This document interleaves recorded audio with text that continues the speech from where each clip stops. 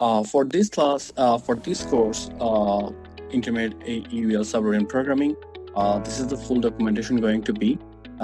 We'll start with, we'll briefly go over this documentation to ensure that the trainee understands what needs to be looked for and what exactly be using when we program the subroutine. So let's scroll down to the main section.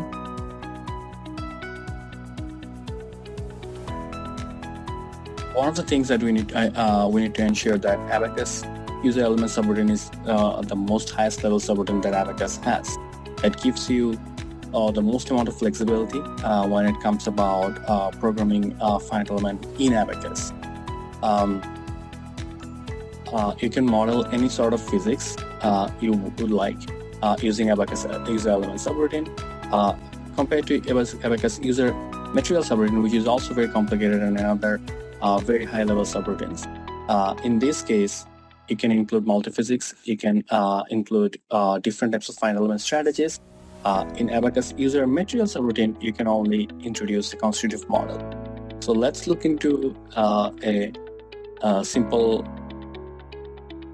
schematic that tells us what does how does a finite element solver works.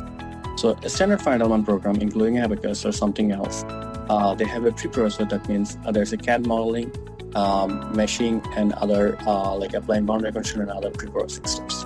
And then once this is done, generally that model is given into a solver.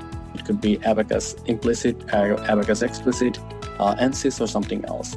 So in that solver, there are generally few procedure goes in. One is load step procedure. That means whatever load you applied, if you have multiple steps of loads, that has been managed by part of the program. And then there's time step procedure, which controls how the time step goes from one step to another step. Like what is the value of that time step going to be, when it is ending, when it is starting, does it need to be changed based on your analysis? All these things is managed by a time step procedure. And then we have, generally for Abaqus, it's a nonlinear solver. So you have a nonlinear solver procedure. Typically it employs a Newton-Raphson solver, but there are other modification of Newton-Raphson solvers is also available and that you can choose. And underneath that we have global assembly procedure, which when you write a finite element program, you write a program for a single element, and then Abaqus takes it, it assembles for the whole system, it applies the boundary condition, and that's being fed into the nonlinear solver. And then we have element procedure, and then we have material procedure at the bottom. So element procedure is basically where you program the physics of the element. And when you program the physics of the element, that also another part of the physics is the material behavior. That could be linear elastic, hyperelastic, elastoplastic, and all these things. So based on the type of material that you have, that also influences your element procedure. And then once you have done this, you have run the solvers, you get the results. After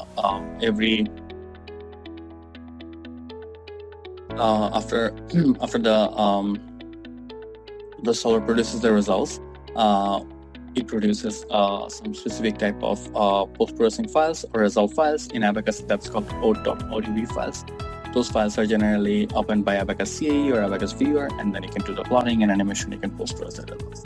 So that's how generally finite element program is organized. In our case, we are going to program this element procedure that we are looking at here.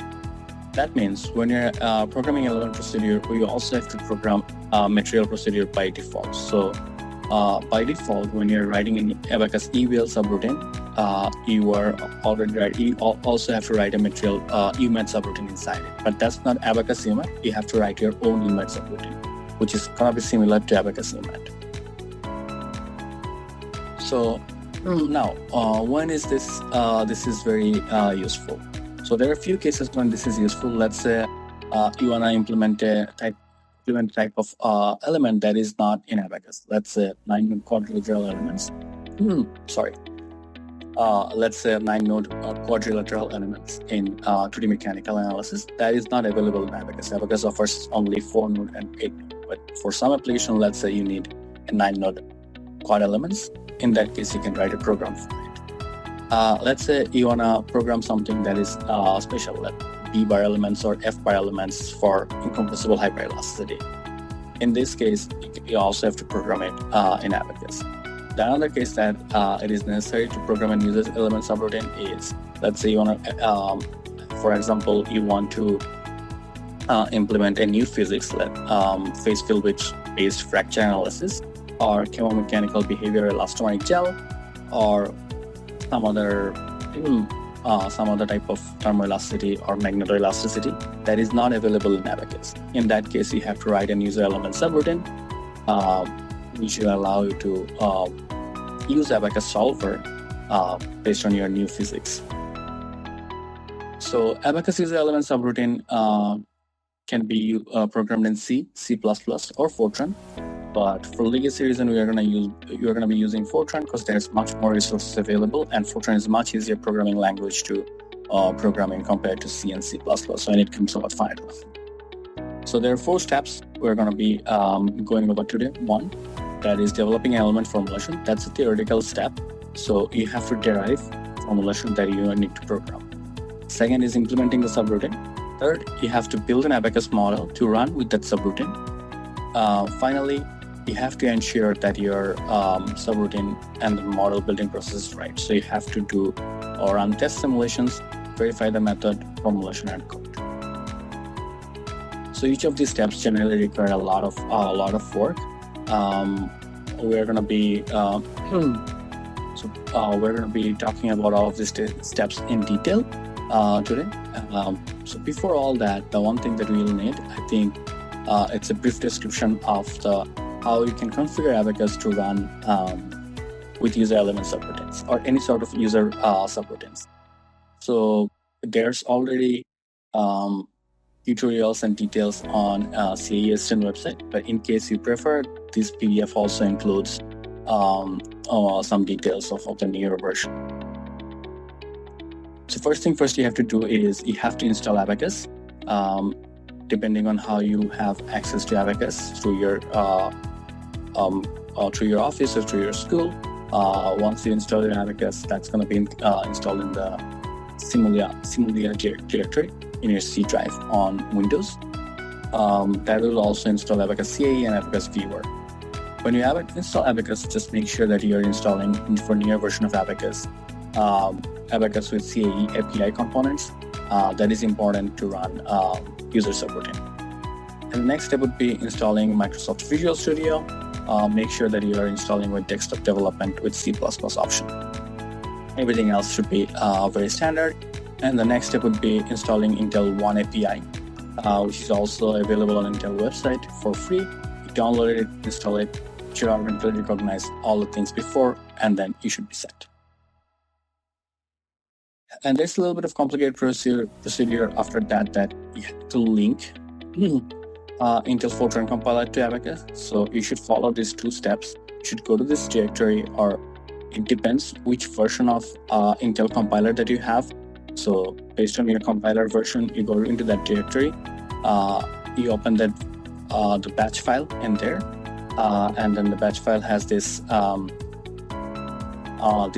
this location in there. So copy that location, and then you go back to Simulia directory in Commons history and open the Abaqus batch file, and then add this directory to your batch file, and that should do it, and you should save it as an administrator. Now you can open from your program menu, you can open Abaqus verify, Abaqus command window, and then you can type Abaqus verify all and Abaqus info system. So if you type this, that will print out all the details about your Abaqus and Abaqus linking. So now we're going to start the technical part of it. That's the most important part. So in this case, we're going to be using a small strain linear elastic problem. I would, although we have sufficient detail in this documentation, I would still recommend the readers to have access to some finite element books for greater details or any sort of question it comes about theoretical derivation. So for isotropic linear elastostatics, the first assumption is how do we define strain? So we define strain first as a gradient of displacement and its transpose and half of it. So basically the symmetric gradient of displacement. So that's the definition of infinitesimal strain tensors. So in the constitutive model, in the element level, we'll already calculate the strain by multiplying B times the element total displacement of the element. And once we have that, we'll send that to into our UMAT subroutine, and that will calculate the stress for us, and it will give us back the stress. And we need that stress to be as an input to our residual 3.20. Okay, so if you write down a residual like this, now we can use the same expression to write the residual in a different way. Once we have written it down, and since the residual is equal to 0 for a solution to be satisfied, what we can do is we can separate out our left hand side and right hand side.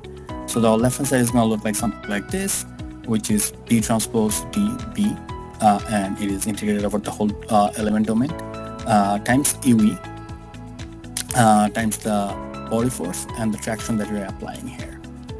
So that basically means we have a stiffness matrix, which is known as stiffness matrix here for the element stiffness matrix, times U times the external force vector. And this is what we know of from our standard finite element textbooks and all those things. So K times U is equal to F, where F is the applied force.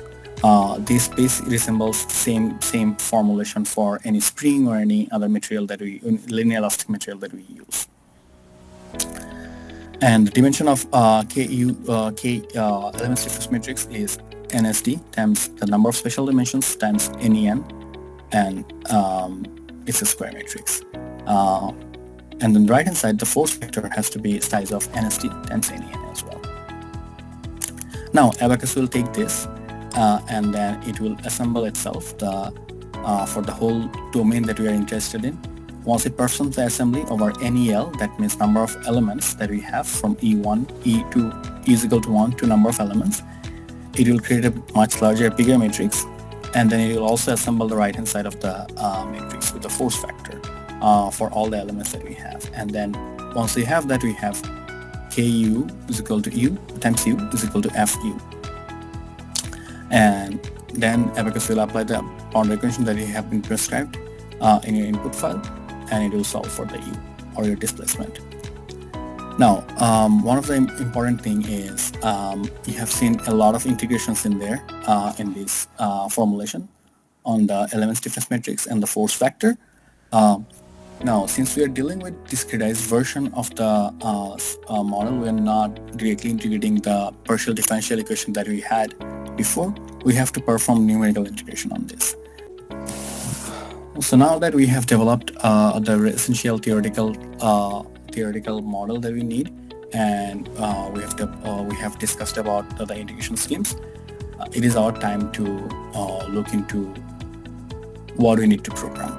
So this is what we are looking at what Abaqus gives us for user element. So the subroutine is named as UEL, and it has to stay in this way. You cannot change it. If you have learned Fortran programming before, or you have done some Fortran programming before, you know that subroutine is slightly different from function. Each subroutine can have a number of inputs and number of outputs, whereas a function can only have one output. So in subroutine, it is allowed to change modify all the different inputs in there. And Abaqus also gives out in their documentation, it gives out the dimension of different areas being passed here. So you can see the comment they have making is we have to program RHS, A matrix, as first, energy, and P UDT. So among that, RHS and A matrix and must required. Everything else is optional. Programming as first depends on your material model. Programming energy depends if you want to see energy output. PNUDT, it depends on if you need any new time stepping, if you want to implement any new time stepping algorithm, overriding or whatever Abaqus offers, that's when you program this one. So in this course, we are going to only focus on RHS and A matrix, and we will first see what does this RHS and A matrix means. Everything else will be ignored in this case. Some of the variables that we should go over and we should know is props, that basically is the properties, and props is the number of properties that you are specifying in the input file. Coordinate is the initial coordinate of the element. MCRD is the number of coordinates for elements, just generally 2 or 3. End node is the number of nodes in that element. U is the displacement or any nodal variable if you have displacement and temperature. Du is the change in the nodal variable. V is the velocity. A is the acceleration. As we mentioned, that we have defined our elements tag for U1 to U4 and U5 to U8. And then we also have the comments about what are the properties that we have to specify. And then how we're going to do the post-processing, we'll get to that part later, because first we need to program our user element subroutine. So this is our model looks like. We have constraint this side, we have applied a shear traction on this, and we also have body force. So if we are looking at the results, that's maximum in plane strain that we are looking at, default. So this is the magnitude of displacement that we are looking at, and this is the displacement, E2 displacement that we are looking at, and then this is the stress that we are looking at. You can see it follows a standard bending stress pattern. We have compressive stress at the bottom, and then tensile stress at the top, and then this is going from and the stresses are same value from the top to bottom but in different direction. And then we have a little bit of on the corner, since it's a constraint, and we have a little bit of stress concentration in the sigma 22, and then finally we have this again, because of the corner, we have a little bit of issues in here in the element. We might need much better resolutions for this element. So this is the shear stress that we are looking at from top to bottom, and you can see that it has a parabolic shape throughout the body.